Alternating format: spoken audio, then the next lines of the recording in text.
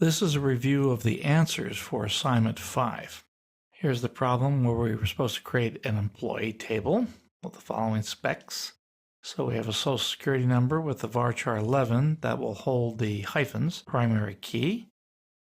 And the last name cannot be null, as it says null here. Null's not allowed, rather.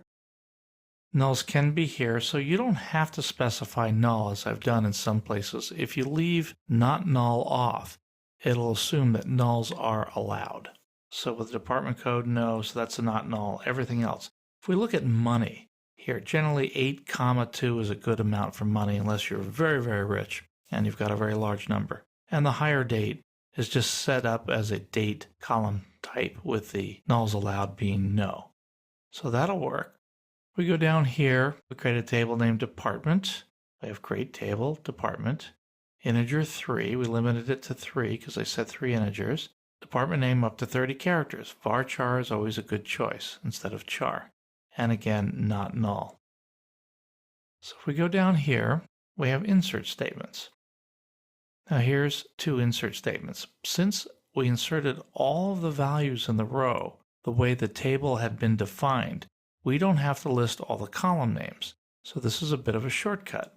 Social security number, last name, first name, department code, annual salary. You don't put any formatting in there.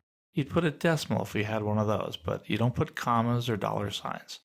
And then here's the date in the native format that we had. 2 insert statements, just using the shorter method of not specifying the columns.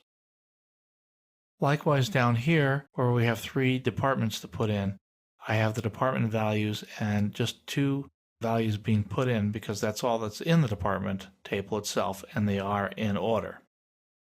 To display a list of the employee names with their hire date, we just put in the last name, first name, hire date from employee, and we order by last name.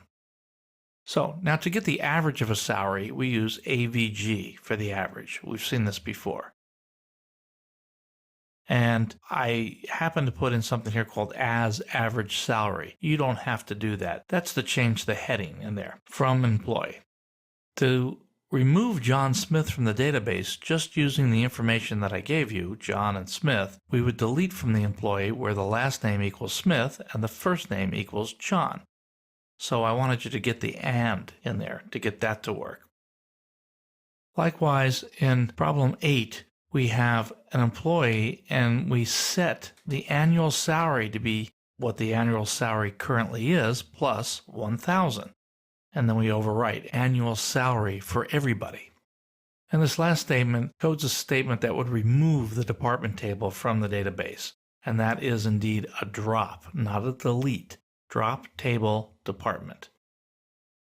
So that ends the presentation on the solution for the SQL problems in Assignment 5.